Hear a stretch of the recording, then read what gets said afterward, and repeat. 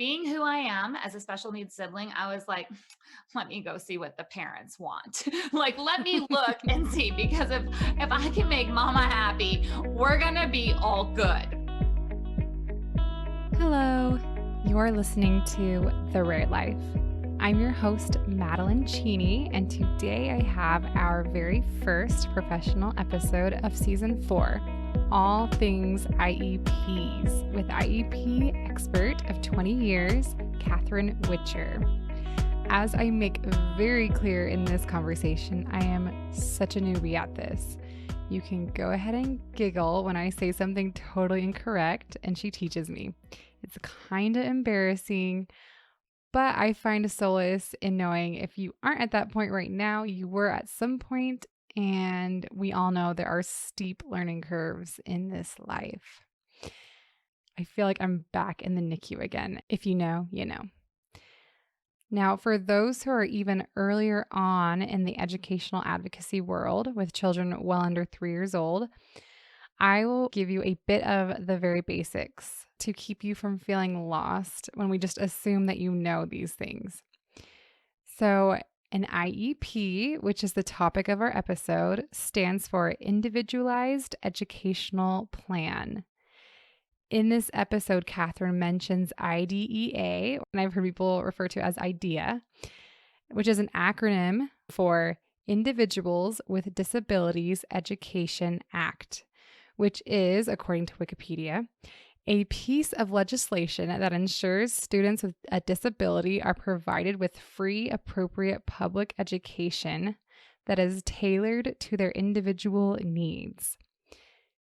So, you know those goal reviews and revisions we do periodically in early intervention? So our therapist explained that it's basically those except centered in the school setting instead of in the home setting. All right, so I hope you feel up to speed and that helps you kind of keep up with what we're talking about. Now, on a personal note, I will say this. As we were chatting, I felt this familiar twinge of grief. Of why me? Is this really my life?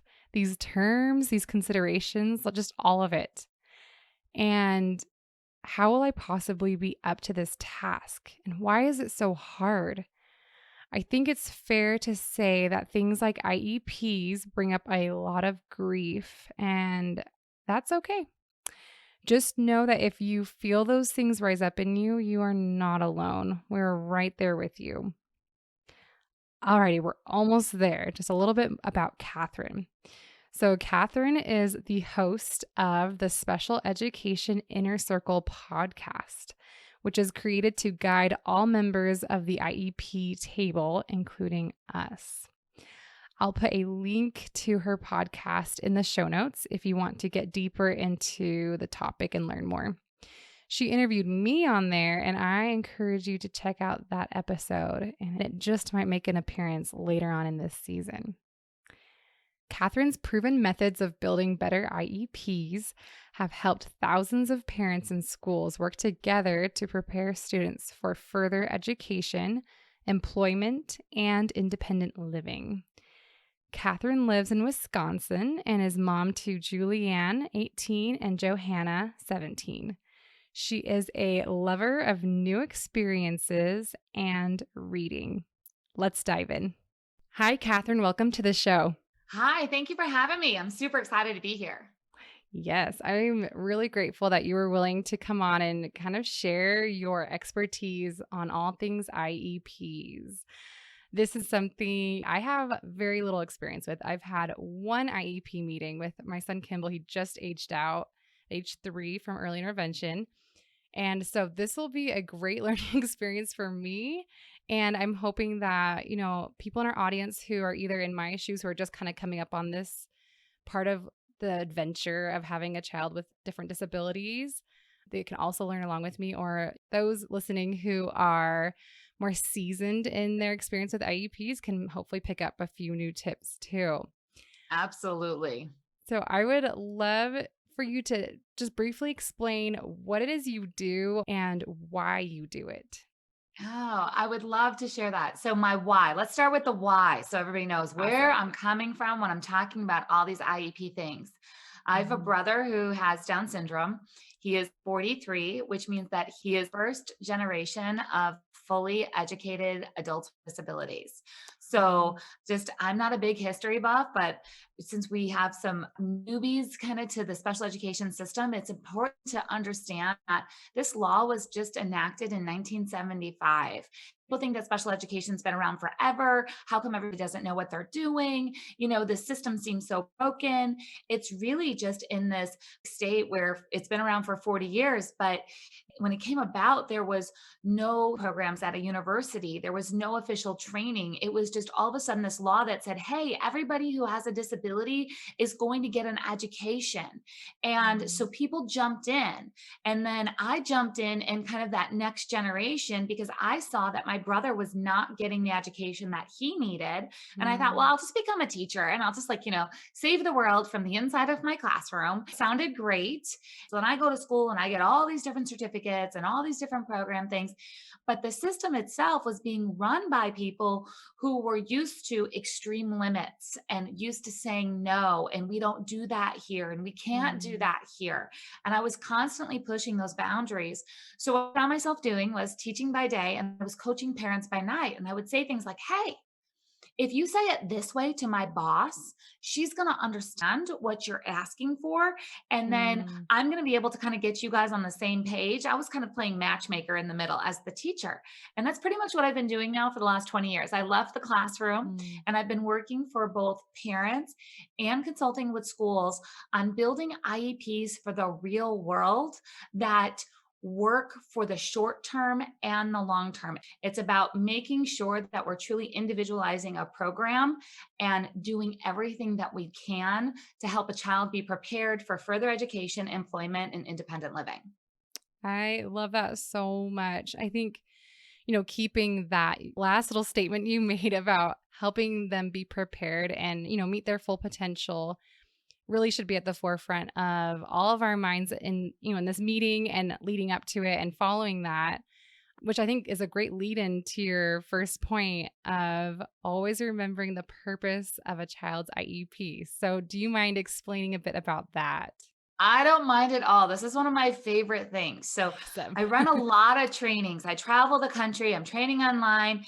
I'm talking to teachers. I'm talking to parents and admins and therapists. And no matter who I'm speaking to, I always start with the purpose and findings of ideal law. And I recenter us on what this focus is. Now, I'm not a Mm. lawyer. I'm not giving you legal advice, but I'm just telling you where to look in there. And in the purpose and findings, most people know the first part where it says, hey, every child is supposed to have a free and appropriate public education. And the conversation typically stops right there. And then we Mm. have this disagreement over what is appropriate. What's appropriate for your child versus my child versus someone else's child. And Right. we end up in this conversation that a lot of times just goes round and round. And I like to look at the next two statements right after free and appropriate public education.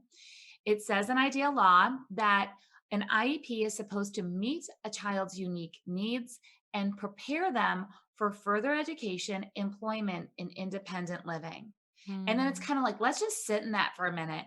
Like unique needs, which means that when we hear something like, and for your listeners, this is really important. We don't do that here. We've never done that before. We're not prepared for that. We don't understand this. Mm. When there's a lot of pushback because of the unknown, that's okay. Just know that there is a foundation for you to say, okay, Mm. awesome. This is a new experience. We're going to do this. We're going to get through this Right. together. And you have this teamwork approach. And then making sure that we're Mm. centered on this further education, employment, independent living. Even when a child is 3, there are things that we can be doing that are going to have a long term impact. There are things that we should not put in an IEP because they're not important for the long term. Mm. Maybe they're important to the school team because through a school lens, kind of like the state says we have to, or the curriculum says we have to do this, or the other kids are doing this.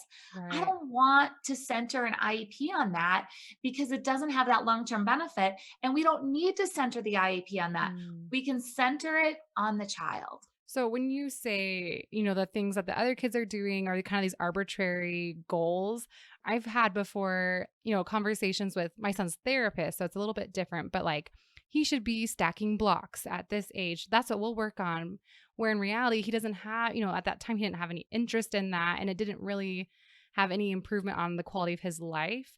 So are you talking about like those kind of like age 8, a child should be, is that what you're Yes. referring to? So sometimes we want to look at that. So, Okay. that's a very common approach. So sometimes I want to look at, let's just say we're going to work on reading a book in first grade. And I want to know, what are the other first graders doing? As a special education teacher, I want to know, what are the other first graders doing, so I can make sure that I'm giving the child experiences similar to their peers. Mm, However, the IEP goal itself needs to be focused on what is most important in reading or language or comprehension that's going to be a long-term skill. So something mm, like WH questions. We see those a lot in IEPs: who, what, when, where, all of those. That's mm, really important. That's important a conversation to be able to identify, where are you going? Who's picking you up? Even being able to gesture or use assistive technology or eye mhm. gaze. I mean, there's alternative ways to answer those questions, but it's very Right. helpful for a child to have that. So I'm not necessarily looking at reading this book in the same way as the other first graders, but I'm looking to give shared experiences and then focus our teaching efforts on those long-term outcomes. I love that. And that's where it seems to really individualize it to what that person needs or are capable of and in the long term, which I really like that. Keeping that perspective, that sounds like that'd be really grounding and helping you refocus, refocus. What is the goal here? Yes. What's the desired outcome? And Hmm. that's, when a child is 3, 4, 5 years old, and it's hard for parents to see all the other kids are doing, whatever Hmm. that is, whether it's holding a crayon a certain way or climbing the playground equipment or doing those things that perhaps we are years away from, reaching those milestones when we have a child who's medically complex or has, a significant deficit in a certain area. So Hmm. being able to say, you know what, we're going to give some shared experiences. And then the IEP goals are going to focus on what do we need to learn within those experiences that are going to have that long term benefit. I love that. And going back to what you said a few minutes ago about the unique needs and when a teacher or in an IEP meeting and they say, well, we haven't really had a kid with XYZ before. We don't know exactly what we're doing, but we'll figure this out. I had actually an experience with that already. For Kimball, we've decided that a 504 is really what he needs because of his dwarfism and his low muscle tone. And so, they told us like we haven't had a child with dwarfism in his preschool. Um, that was interesting for me where I felt this like fear, definitely. Like, okay, like it's nice when they say, "Oh, we know what to do with these kids. Like, we have these stools and the faucet extenders, whatever." But I also appreciated it where it felt like it put me kind of back in that leadership position where stepping into the IEP, I was like, whoa, these people are like taking over and like I'm the mom, a little bit of like that defensiveness. But anyway, I feel like that was kind of an interesting part of it of kind of when they have these unique needs that they haven't seen before to be able to tell them like, well, let me tell you about these kids and kind of educate them and work together.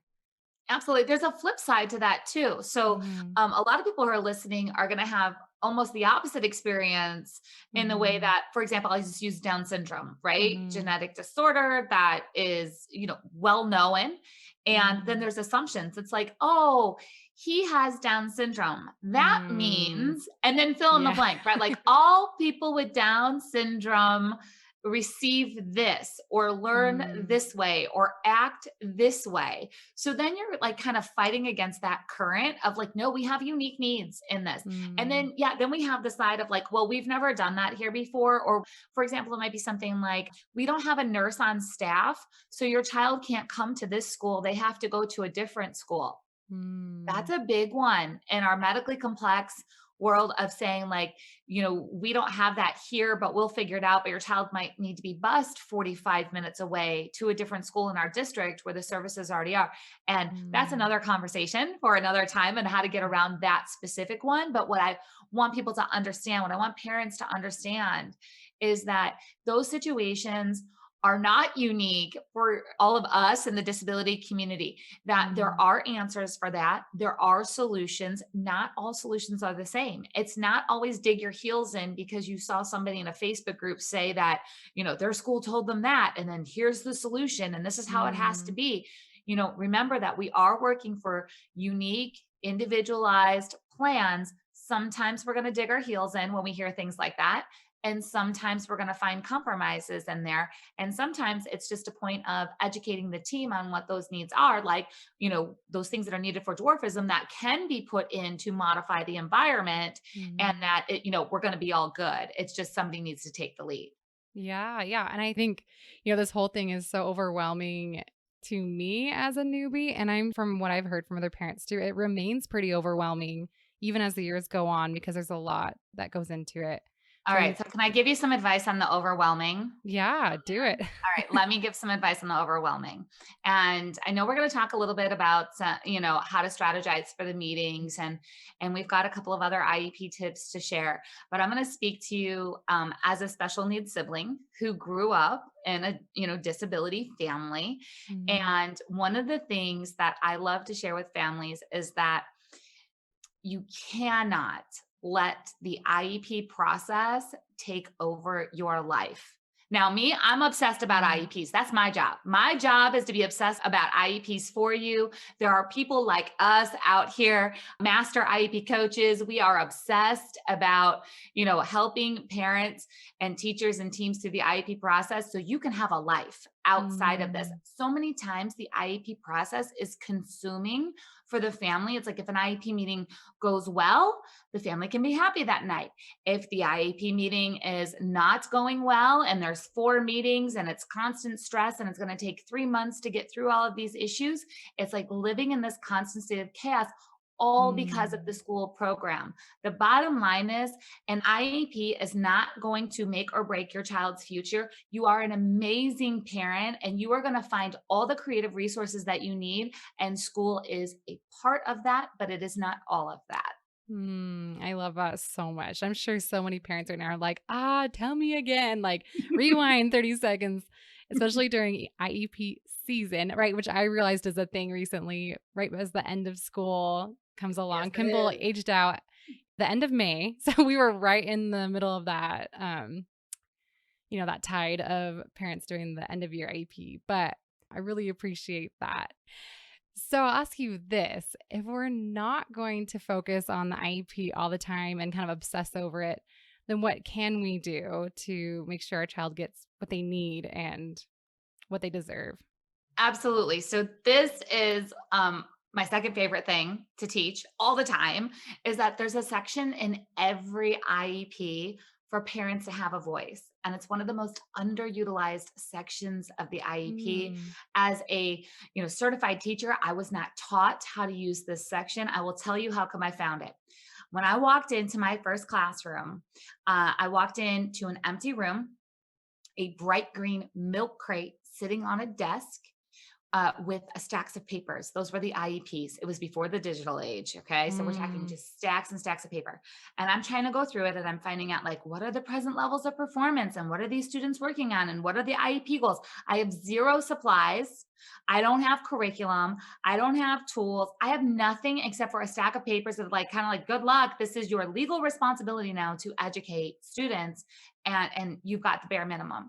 Mm. And being who I am as a special needs sibling, I was like, let me go see what the parents want. Like, let me look and see, because if I can make mama happy, we're gonna be all good, right? Like I'm like, Yeah. okay, I'm just gonna go where where I You know where know it's the at. information is at. Yeah. Right.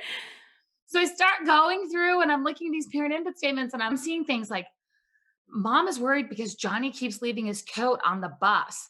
That's not what mom's worried about. I grew up in this household. That's not what mom is worried about.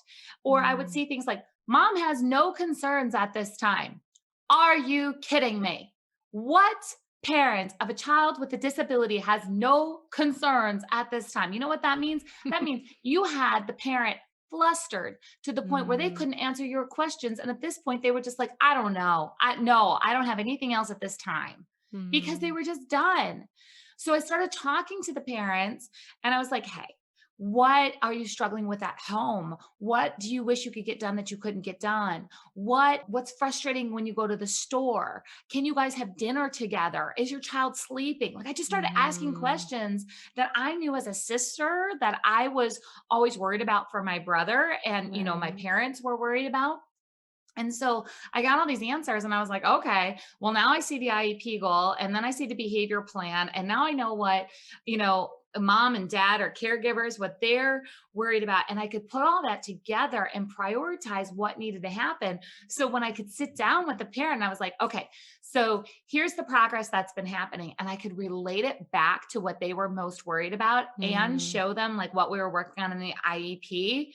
They were like, yes, let's do this. And I'm like, okay, let's get this in writing. mm, So over the years, I developed a system for getting parents a true voice that makes sense to educators. Again, bridging that gap and mhm, making sure that educators understand what the true parent concerns are in areas like academics, social, emotional, communication, behavioral, sensory, and any other area that might need to be addressed based on the child's needs.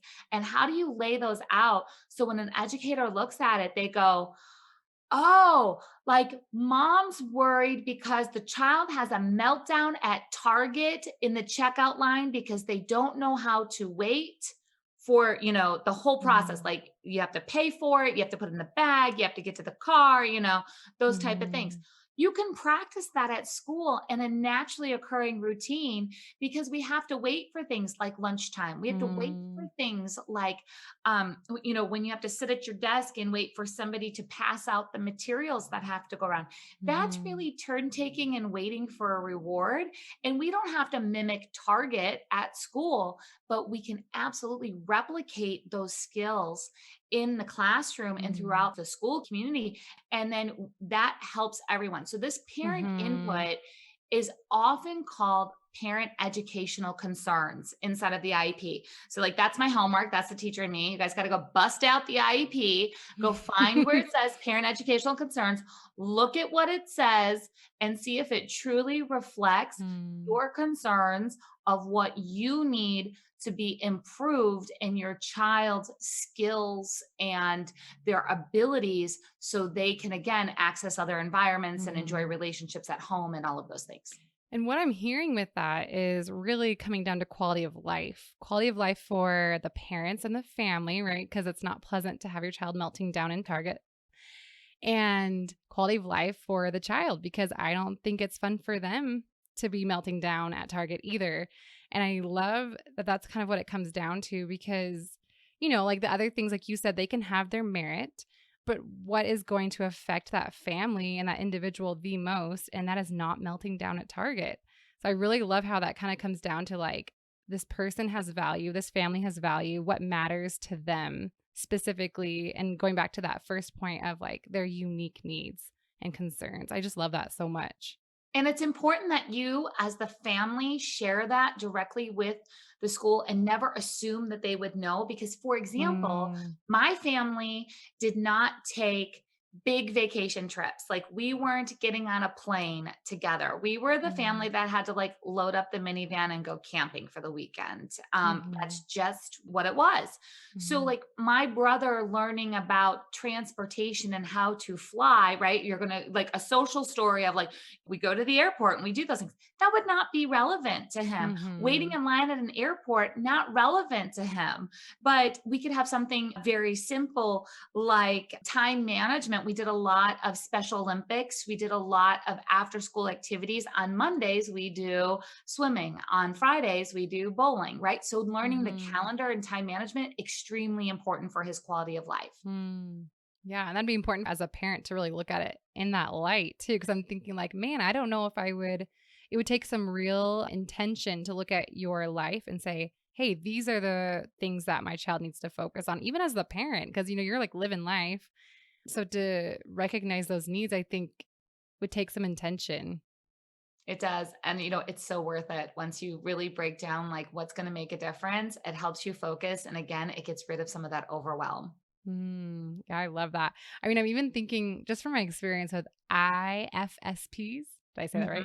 Hmm. Hmm. um, when we would make the goals based off of what the biggest issue is at home at the time, instead of just looking through the list. I mean, we still refer to the list, but when we would pull those from real life issues, I was so much more on top of those goals because I was like, yes, this will directly impact our lives. And it naturally occurred all the time at home. And I'm guessing that's how it is too at school because the teachers are probably going to be coming up against those relevant issues that the child is struggling with at school too, not just at home. Absolutely. And that's where I always say IEP goals should be exciting. And people look at me Mm. like, what do you mean? Like, this is a deficit. My child's behind. We're working really hard on this. And the teacher's like, I'm exhausted. I'm taking all this data. I'm like, but if we pick the right goals, then Mhm. it's so exciting because we get Mm. to, again, like you said, improve quality of life and truly Mm. start to develop this system of creating this individualized program that's going to help a child move through faster because we're all excited. We're all cheering. It Yes. doesn't feel like a heavy weight that we're carrying around. It feels like something we want to work towards. Yes. Oh, I love that. And I hope that, as parents are listening right now, that you might be thinking of things like, yeah, I would be super excited if my child's goal were XYZ. Because I think that's a really great indicator is what excites you. I love that.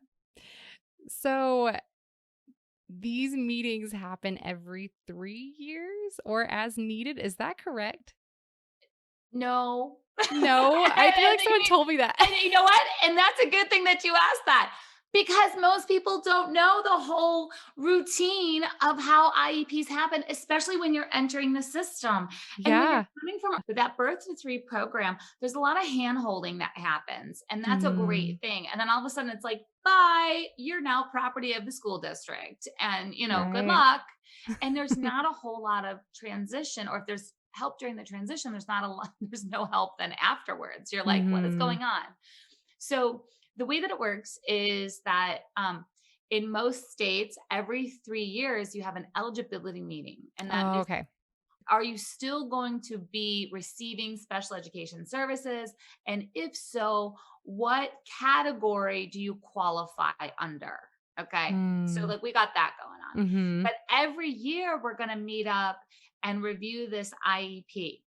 Now, That makes most sense. people put all this immense pressure into one IEP meeting. You're like, it's the end all, the be all. It's like I'm signing things in stone. It's all, set, and it's so hard to change. And so I better get everything out on the table right now. That is not how it is. The Mm. once a year meeting, you can honestly think about it as almost a paperwork shuffle where we're going to be collaborating as a team. It's like a Mm. mastermind event. Let's pull all the expertise from the team members, and that includes parents, caregivers.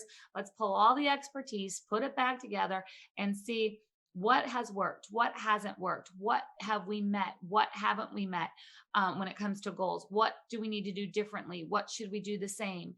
And there's a whole structure to it, and I'm simplifying it, but that's where we need to Mhm. start in our mindset is like, okay, so this is the once a year kind of big gathering that's going to happen. However, you can have more than one IEP meeting. You just have to request the meeting. Mm. Again, it varies a little bit state to state on timelines and how to request, and always in writing.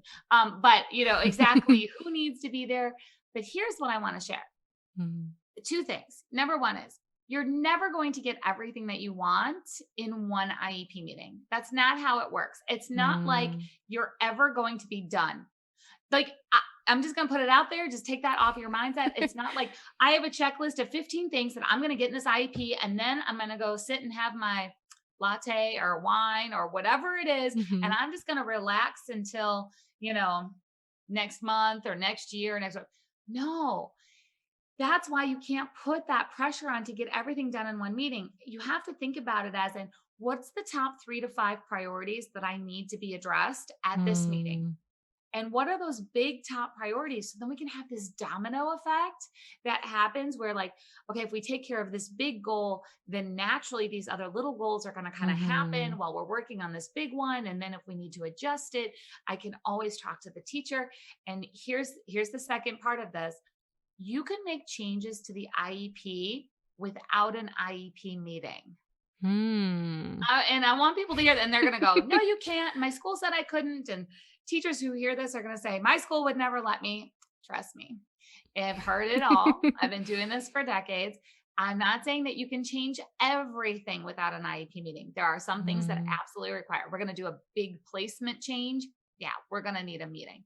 If we need to change something like the reading goal, as long as it's agreed upon between whoever the school wants to be on the, you know, these people need to agree. And as long as the parent agrees to changing the reading goal, let's just, again, just do a paperwork shuffle. Don't even have to show up and make an adjustment of the goal.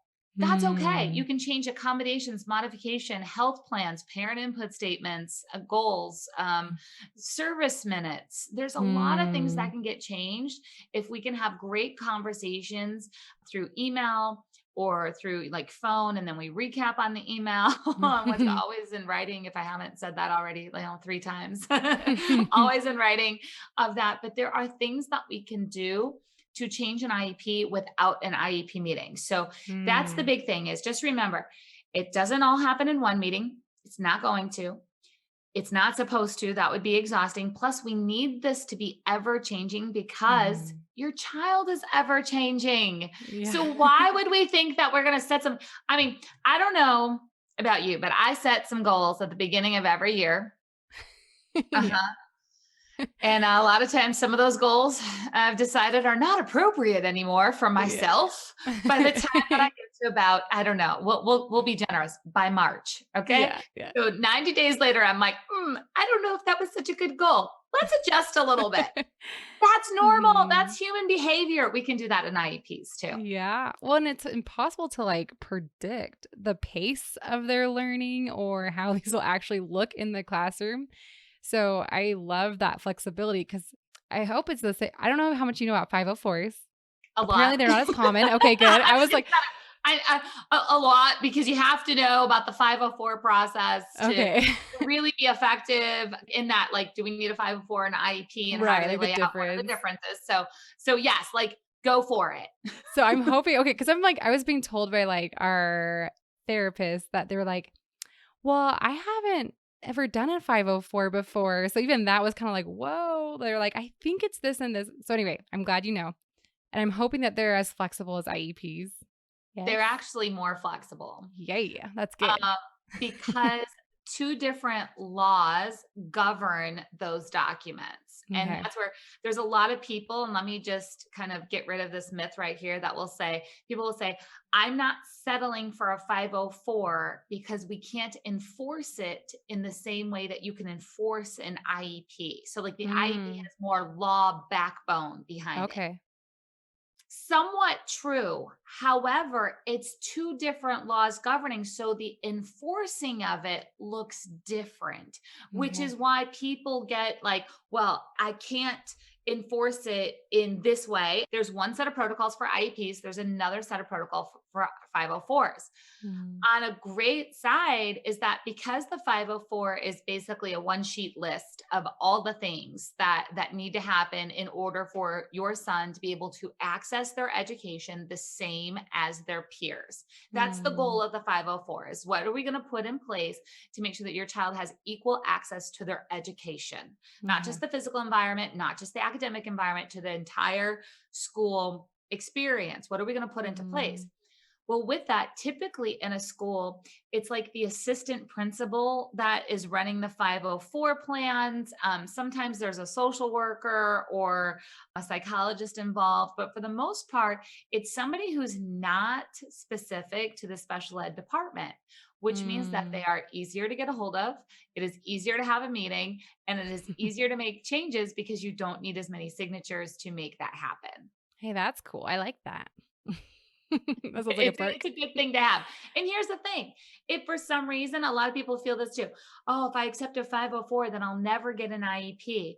And so for people who are confused, I'm just going to break it down real easy. A Mhm. 504 has these accommodations, modifications, and things for equal access to the school. Okay.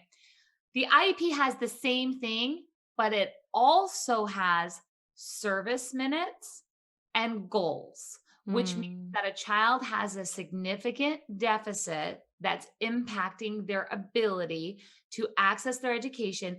And accommodations and modifications are not going to be enough. We need some direct instruction or direct services to help the child bridge the gap that's Mm. preventing them from having that same access or experience. So that's really the meat of it. Some people are like, well, can we have both documents? You don't need both because either Mm. you need accommodations and modifications, that's your 504, Mhm. or you need those things plus the goals and the service minutes. So that's Right. it's a really simplified version of it, but it helps people understand why you don't need both and why you might need one versus the other. Right. And I was being told because I was feeling a little bit like, whoa, he's not qualifying for an IEP. Like, are we sure that we don't want to like push for this to make sure he has what he needs? But then I was being reassured too that if I feel like he needs an IEP, we could always go back and reevaluate, have another IEP meeting and get him that if that's what he needs in the future. Um, and I thought that was cool too. I like how it's more flexible than it seems at first because it's so legal and like official. But I do love how flexible it is because that's our lives. Like we need to be flexible with that. All right, so I'm going to give you a tip that Okay. for you and other listeners are going to benefit from this too. Uh-huh. With a 504, data collection is typically not a focus, meaning Mm, like how many times did your son need help with something or assistance in and accessing it, or mm, let's say that we're working on homework. I mean, and I know he's little, but mhm, we have homework or tasks or things. And a lot of times what happens with the 504 is that the parents are seeing the struggle before the school does, and nobody's taking data. So then your opinion is subjective, meaning like they're like, we don't see it. And they're kind of pushing things off. So, mm, my biggest thing is when somebody has a 504 for their child and they think that they may need an IEP because let's say maybe for your son, it would be for OHI, that's other health impaired. And that mhm, would cover some things under like occupational therapy or physical therapy. So, right now, what they're saying is your son's deficits are not going to impact his access to the education in those areas. Therefore, he's not going to have an IEP. But if we do see that, it comes to accessing the environment physically or using his materials physically and being able to use adaptive materials as needed, and we needed to bring on some service members, we need to get that data to show the team so we can make that transition between a 504 into an IEP. That data will make that transition much smoother. So how do you get that data? You can track it yourself and you can Okay. ask. Here's the thing, most of the time, the teachers are all in with you. They just have to go through the paperwork system. So if you Mhm, say, hey, I'm seeing a red flag, can you take some data on this? Just so we can see what's going on. Most of the time they're like, yes, I've been seeing it too. Let me take that. It's when you mm, bring it up and say, my child needs an IEP. I'm seeing this, I'm feeling this. And they're like, mhm, well, we don't really see it or feel it. Let's take some data and see what happens. So mhm. you can actually request that and start working with the team on taking that so you're prepared to enter that IEP process. Yeah. Do you want to talk to me about that too? Like really being an active participant in these meetings because there are so many people involved. I mean, it was interesting for me to kind of be like, whoa, where's my role in this? Like, I want to be mama bear. Like, I want to be instigating a lot of things. Where do you feel like that line is drawn? And I know you talk a lot about, working together as a team. It's not you against them. Because a lot, a lot of times that I've heard parents talk about IEPs, it's kind of like game face. I'm going in there. I'm going to like demand these things, and they better give my child what they need. Talk to me about like that partnership and kind of our role with this team. So, one of the biggest strategies that you can have that will have a huge impact is just be ready with a lot of questions. Mm. Never hesitate to ask questions. Because here's the thing, most of the time, and I'm going to say this and it's going to be controversial, and it is what it is because I'm just speaking from experience. The decisions about the IEP have been made before you walk into that IEP meeting. And that's why parents go in with their defenses up, is because they know, like, okay, I'm going to change their minds. I don't ever approach a meeting in the way of like, I'm going to change their minds. I mean, I've worked on some of the most toughest, complicated cases in some very large cities, just really struggling as a team for them to try to work together and get to a solution. And when you ask enough questions and you can find out why somebody's saying no, what's the data, what's the policy, well, can you show me the policy that's not allowing you to do whatever it is you're asking? Show me that policy, show me the data. If you notice, I'm not saying that you're wrong. I'm just saying I want proof. That's it. Just show it to me. Now I can take that information back, step away from the meeting, comprehend all of it, and come back and have a conversation. Sometimes at the IEP table, sometimes with some of the key players outside of the IEP meeting. And, so that might be the next week or 2 or 3 days later, and say, okay, the policy says, or most of the time, I'm going to be honest with you guys, there is no policy. So it's something like, we don't do that here. We don't provide nursing services at the school. We can't do that. What's stopping you? Well, we just don't. But what's stopping you? So I'm just asking that question. And they're like, well, because the district doesn't allow it. Okay, can you show me the policy? Let me know who in the district said that you can't have. Right. And it's like, again, I'm not saying that you have to do it. I'm saying, where's the no coming from? And that's the way to just know that you can be a big voice for your child, but that doesn't have to be in a fighting way. Even through the sticky conversations, you can stay collaborative by always asking questions and getting as much information as possible before you ask for that next step. I really like that. That's awesome. I feel like that'll be really applicable in a lot of situations. I love to remind parents that the school is just a piece of your child's success. They are a tool, but you are the expert on your child. And I promise you, you may not have all the answers right now, but you are capable, you are resourceful, and you and your child are going to be okay.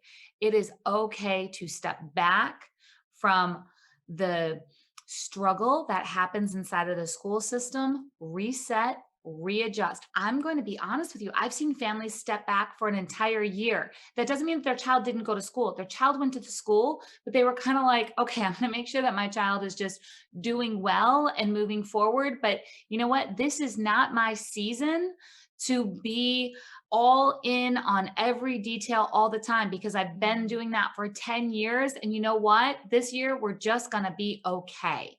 And that's okay. Sometimes what that looks like is saying, I'm going to really focus on my child's social emotional well-being this school year. That's going to be the priority. Or you know what, this year I want to make sure that academically we have this, or I'm going to make sure that we have a little bit of everything happening, and it's just going to be a well-rounded education.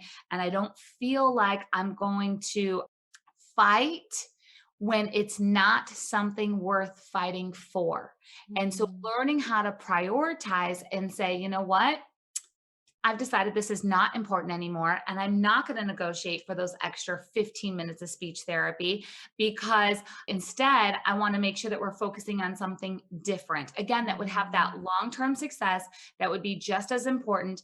And I'm never saying to settle, and I'm never saying to let go of hopes and dreams. I'm saying to prioritize and to realize that there's a season for everything. There's a season for when to push. There's a season for when to just kind of ride it out a little bit. There are seasons when you are going to feel like you are all in, you've got all the energy. And then sometimes you just have to put everything in perspective and realize that it's not just about one meeting. It's not just about one school year, that you're in this for a marathon, not for a sprint.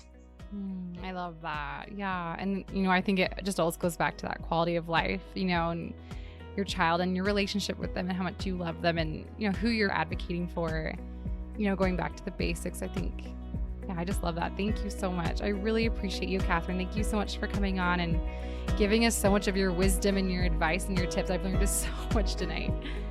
You are so very welcome. I'm so glad that I could be here for you guys. You can find links in the show notes for finding Catherine and me on social media, as well as a link to her podcast, the Special Education Inner Circle podcast. Join me next week for my solo episode all about Kimball's blindness, which was one of the most crushing diagnoses that we got for him. Don't miss it. See you then.